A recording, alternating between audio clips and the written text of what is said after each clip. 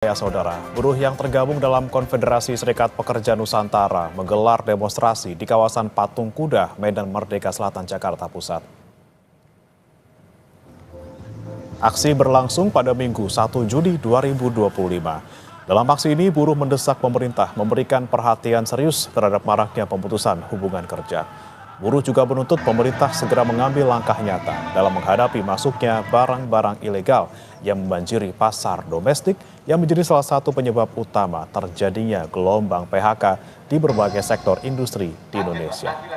Kibarkan benderanya. Kita ikut berjuang.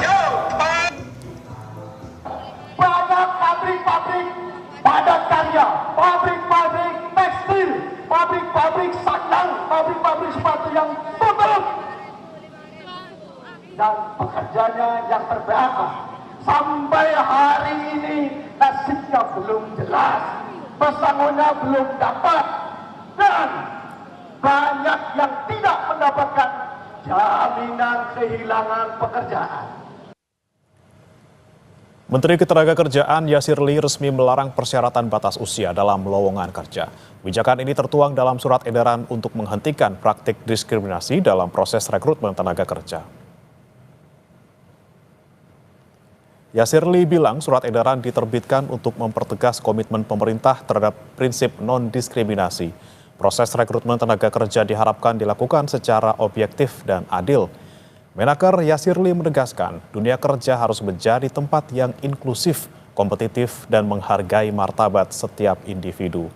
Pembatasan usia hanya dapat dilakukan untuk pekerjaan dengan karakteristik khusus yang memang membutuhkan syarat usia tertentu. Surat edaran ini diterbitkan untuk mempertegas komitmen pemerintah terhadap prinsip non-diskriminasi sekaligus memberikan pedoman yang jelas agar rekrutmen kerja dilakukan secara objektif dan adil. Melalui langkah ini, kita ingin memastikan bahwa dunia kerja di Indonesia menjadi tempat yang inklusif, kompetitif, dan menghargai martabat setiap individu. Presiden Asosiasi Serikat Pekerja Seluruh Indonesia, Mirah Sumirat, mengapresiasi terbitnya surat edaran Menteri Tenaga Kerja soal larangan syarat batas usia di lowongan kerja. Meski demikian, Mirah menyayangkan tidak adanya sanksi bagi perusahaan. Mirah menekankan sanksi yang dimaksud adalah pembinaan dan pengawasan agar perusahaan mematuhi surat edaran anti-diskriminasi di dunia kerja. Kata Mirah Sumirat, penghapusan syarat batas usia membuat korban PHK yang masih produktif berpeluang lebih besar mendapat pekerjaan baru.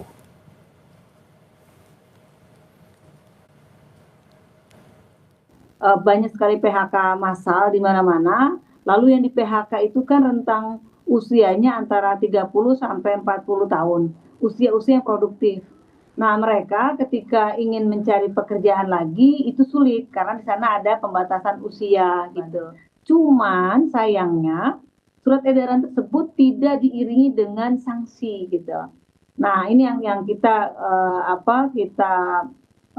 kritisi, kita lihat gitu bahwa harusnya ada sanksi. Memang namun yang saya maksud sanksi adalah bagaimana pemerintah memberikan pembinaan kepada perusahaan yang bersangkutan, pelaku usaha, untuk mematuhi surat edaran yang dimaksud gitu. Dan ini perlu dibutuhkan bagaimana peran daripada Dinas Tenaga Kerja bidang pengawas di kota, kabupaten, provinsi untuk lebih proaktif terhadap implementasi surat edaran ini.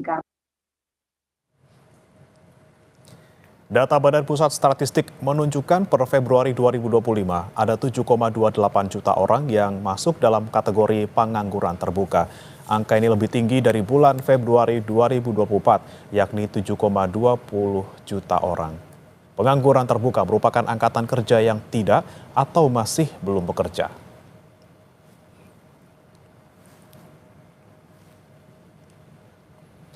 Sementara itu, tingkat pengangguran di Provinsi Papua menjadi yang tertinggi di Indonesia, di angka 6,92%. Disusul Kepulauan Riau 6,89%, kemudian Provinsi Jawa Barat dengan persentase 6,74%. Berikutnya Provinsi Banten dengan persentase 6,64% dan Papua Barat Daya dengan 6,61%.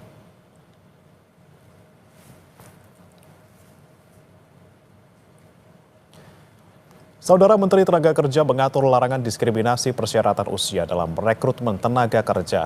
Persyaratan usia hanya boleh untuk pekerjaan atau jabatan yang memiliki karakteristik bakal mempengaruhi kemampuan pekerja dan tidak berdampak pada hilangnya kesempatan kerja. Kemudian bagaimana kesiapan dunia usaha terhadap aturan ini? Sudah bergabung bersama kami Ketua Bidang Ketenagakerjaan Asosiasi Pengusaha Indonesia atau APindo, Bob Azam. Selamat pagi, Pak Bob.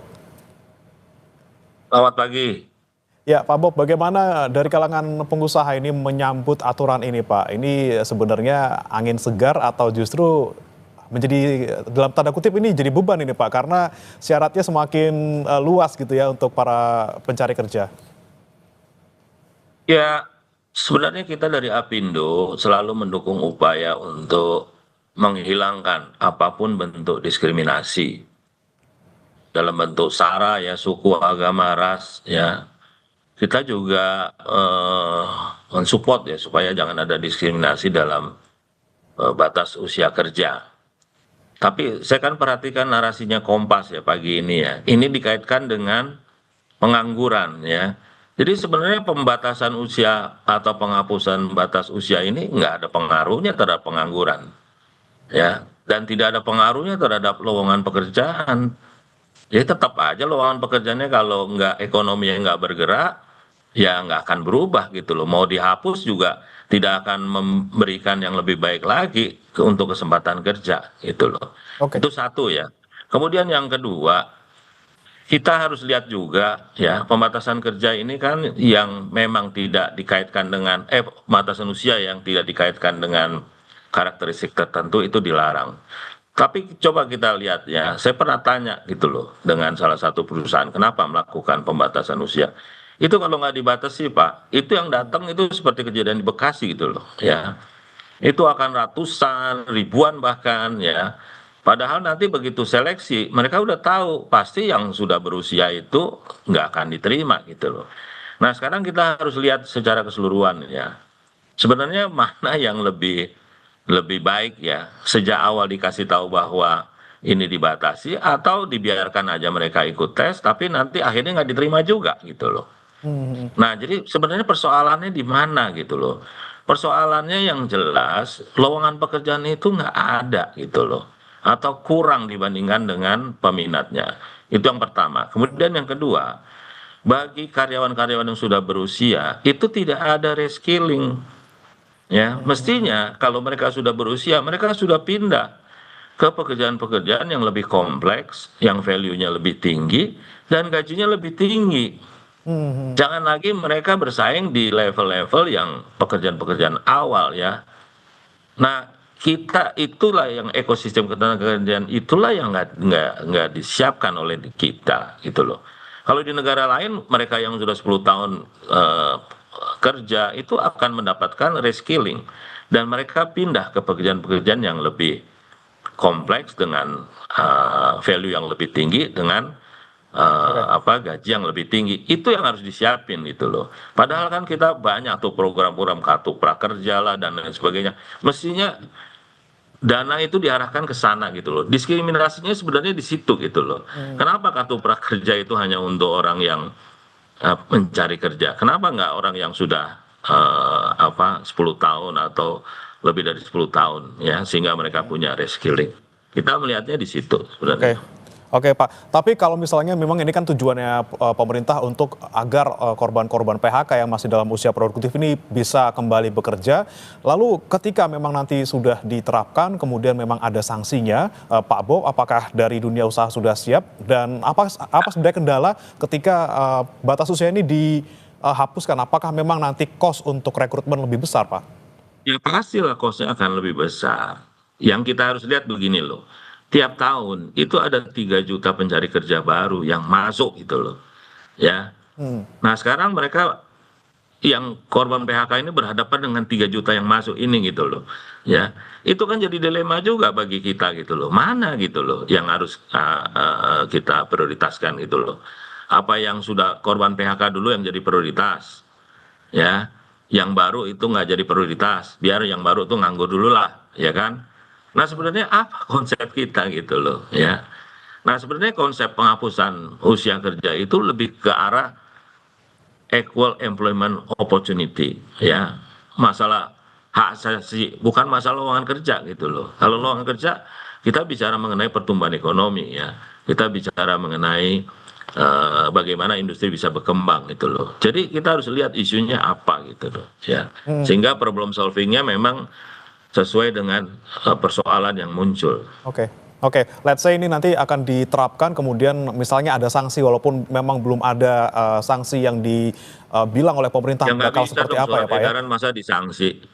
Ya nggak bisa lah, ya Oke, kan. kalau misalnya nih Pak, kalau misalnya memang ada sanksi nanti, kalau misalnya ada sanksi, kira-kira petunjuk apa yang dibutuhkan oleh dunia usaha supaya itu tadi, supaya tetap bisa menyerap tenaga kerja yang dibutuhkan, tapi juga menghindari adanya sanksi dari pemerintah gitu Pak? Sekarang sanksi itu kan kontraproduktif itu loh. Hak untuk menerima pekerja kan ada di perusahaan lah. Masa mau disanksi gitu loh, ya kan? Pembuktiannya juga seperti apa gitu loh, ya. Nah jadi menurut saya problemnya lah yang diselesaikan. Contoh misalnya di Singapura ada nggak pembatasan usia? Nggak ada gitu loh, ya kan? Ya kenapa? Karena supply sama demand-nya beda gitu loh, ya. Oke, Nah, seperti kita juga tahun 80-an ya, waktu apa industri kita booming ya. Itu yang interview justru pencari kerja, bukan perusahaannya. Mencari kerja interview berapa gajinya di sini? Gajinya segitu, saya nggak mau, saya mau pindah tempat lain gitu loh.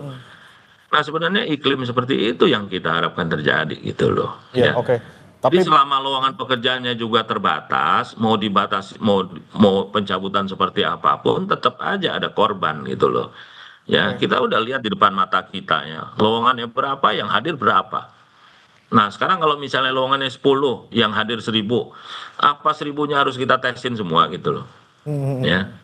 Terus biayanya rekrutmen naik, siapa yang mau tanggung? Terus perusahaannya akan terbelit lagi dengan ekonomi oke. biaya tinggi.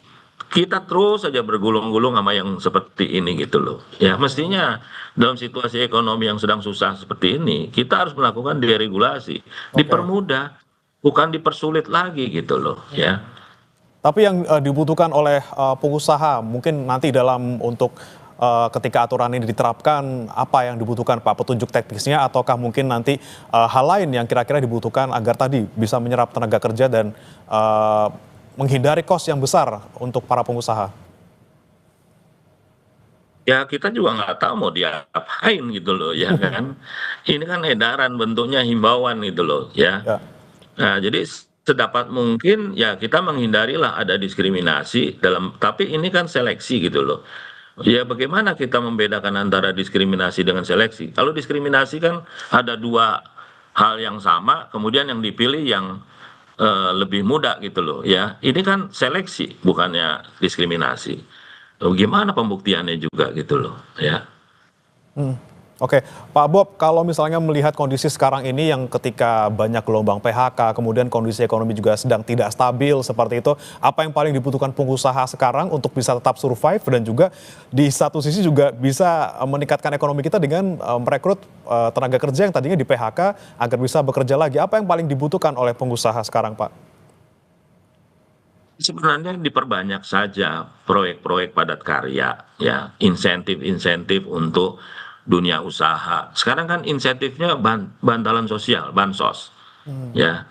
Tapi insentif untuk dunia usaha kan itu yang harus ditingkatkan sehingga ekonomi bisa bergerak, ya, orang bisa bekerja. Kemudian juga pemerintah bisa membuat proyek-proyek padat karya, ya, proyek-proyek konstruksi, perbaikan jalan dan lain sebagainya yang bisa menyerap tenaga kerja. Sebenarnya itulah yang diharapkan diperbanyak gitu loh. Pengalaman-pengalaman yang lalu bukan hanya di kita, negara-negara lain ya, seperti US juga ya. Pada saat ekonomi lagi susah, pengangguran banyak, mereka melakukan pembangunan jalan-jalan ya, proyek-proyek padat karya supaya orang bekerja. Kemudian juga semua bentuk employment itu dibuka, magang dibuka, kontrak dibuka, ya. Jadi jangan malah dibatasin gitu loh, ya. Kita harus melakukan deregulasi. Izin-izin dipercepat itu loh. ya dipermudah gitu. Itu kan spirit yang hendak dikembangkan di ekonomi Indonesia saat ini dalam situasi ekonomi yang tertekan. Bukan Oke. malah kita membuat regulasi-regulasi yang membuat confuse dan membuat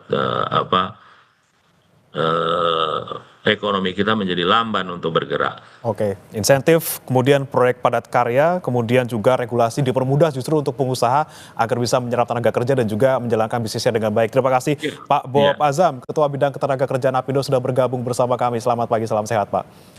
Terima Dan kasih saudara sama-sama. jangan beranjak, kami akan kembali dengan masih ulasan terkait dengan aturan Menaker soal larangan diskriminasi batas usia dalam proses rekrutmen tenaga kerja bersama ekonom. Masih di Kompas Bisnis bersama saya Briomana Atenaya saudara, dan masih membahas terkait dengan larangan diskriminasi persyaratan usia dalam rekrutmen tenaga kerja yang diatur dalam surat edaran Menaker yang terbit di tengah gelombang PHK dan tingginya angka pengangguran. Kemudian ini bagaimana dampaknya yang akan terjadi pada dunia kerja dan juga perekonomian terhadap aturan ini, dan sudah bergabung bersama kami ekonom Universitas Tanjung Pura, Pak Wendy. Selamat pagi Pak Wendy. Selamat pagi Bapak. Ya, Pak Wendy, ini Anda melihat surat edaran dari Menaker ini seperti apa? Apakah memang berdampak positif atau negatif? Kalau tadi dari Pak Bob bilang Apindo ini bahwa justru lowongan kerjanya ya segitu-gitu aja. Justru ketika batas usia dihapuskan, yang rekrut ataupun yang ngelamar makin banyak, mereka semakin kewalahan untuk merekrut. Seperti apa Pak Wendy melihatnya? Baik, terima kasih Pak. Kalau kita lihat dari surat edaran, tentu kita apresiasi atas upaya konkret pemerintah dalam meningkatkan inklusivitas di pasar tenaga kerja kita. Nah, memang benar seperti yang disampaikan Pak Bob tadi, ya ada hal-hal yang perlu kita perhatikan dalam konteks ini. Pertama, kalau kita bicara tentang PHK dan pengangguran, kita tentu bicara tentang penyerapan tenaga kerja. Nah, dalam proses penyerapan tenaga kerja, kalau kita simplifikasi atau kita sederhanakan, maka ketersediaan lapangan kerja dan jumlah ketersediaan dari tenaga kerja yang memenuhi kriteria dari lowongan kerja itu menjadi 2 poin utama. Permasalahannya sekarang adalah ketika surat edaran ini keluar dengan larangan diskriminasi dalam proses perekrutan tenaga kerja, misalnya syarat umur, kemudian tinggi badan, kemudian penampilan menarik dan lain-lain, tentu ini membuka pelonggaran di dalam persyaratan seleksi. Nah, pembukaan pelonggaran ini tentu akan meningkatkan persaingan yang lebih ketat di pasar tenaga kerja kita. Konsekuensinya ke PHK, pengangguran, penyerapan tenaga kerja dan lain-lain, tentu persaingan yang semakin ketat akan kita khawatirkan akan menggeser tadi pengangguran kita dari yang tadinya mungkin pekerja yang berusia lanjut yang kemudian PHK dan tidak bisa mengakses lapangan kerja. Sekarang ketika larangan itu diumumkan, persaingan menjadi semakin ketat, maka dikhawatirkan terjadi pergeseran dari pola pengangguran, sementara dukungan dari ketersediaan lowongan pekerjaan di industri nasional kita itu belum mendukung. Jadi ini poin penting yang mungkin menjadi tantangan kita ketika implementasi dari surat edaran ini ingin kita lakukan bersama. Jadi bukan mengurangi pengangguran, justru menggeser pengangguran yang tadinya ke usia yang lebih tua, kemudian sekarang ke yang muda. Seperti itu Pak, berarti bukan solusi dong untuk Ini yang kita khawatirkan, jangan sampai terjadi, mungkin menjadi perhatian kita di awal, tetapi surat edaran ini adalah langkah awal yang sangat baik di dalam meningkatkan inklusivitas pasar tenaga kerja kita.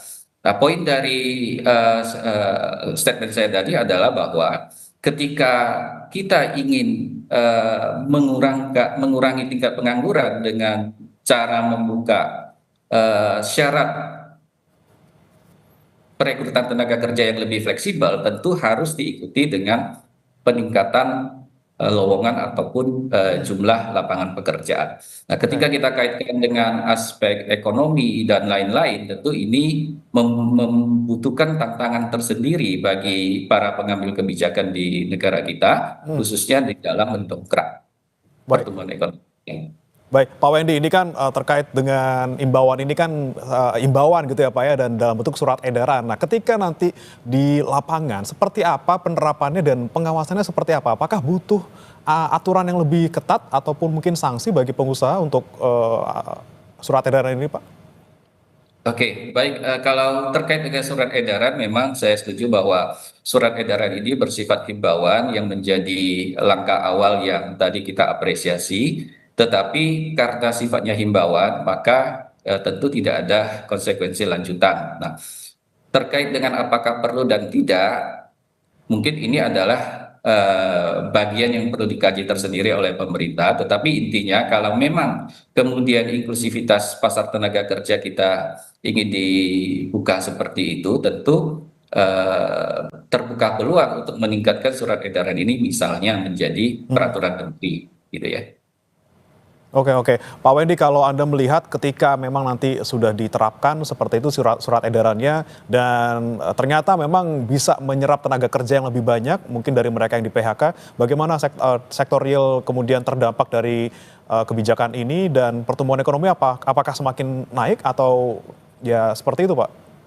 Oke, baik. Saya coba berikan ilustrasi yang sederhana di sini, Pak ya. Kalau seseorang mendapatkan pekerjaan, tentu dia punya penghasilan. Ketika dia punya penghasilan, tentu dia bisa spending, bisa belanja barang dan jasa. Ketika semakin banyak orang punya penghasilan dan bisa belanja, maka sektor real bergerak. Pasar barang dan jasa bergerak, industri berkembang, kemudian mereka ekspansi, membuka cabang-cabang baru di kota yang nantinya akan menyerap tenaga kerja baru, dalam artian membuka lowongan kerja yang lebih luas. Nah, ini yang kita harapkan, pertumbuhan ekonomi nanti sebagai akibat dari pertumbuhan industri barang dan jasa di negara kita. Permasalahannya sekarang adalah ketika lapangan kerja belum sepenuhnya terbuka dengan luas, kemudian surat edaran ini membuka pelonggaran yang besar kepada pasar tenaga kerja, tentu dalam jangka pendek akan meningkatkan persaingan yang lebih ketat di pasar tenaga kerja. Nah, kue lowongan pekerjaan ini yang seharusnya kita perbesar dengan cara misalnya paling sederhana adalah menjaga stabilitas dan pertumbuhan ekonomi, dan tentu ini membutuhkan bauran kebijakan yang sangat besar dan membutuhkan sinergi dengan berbagai otoritas dan kementerian.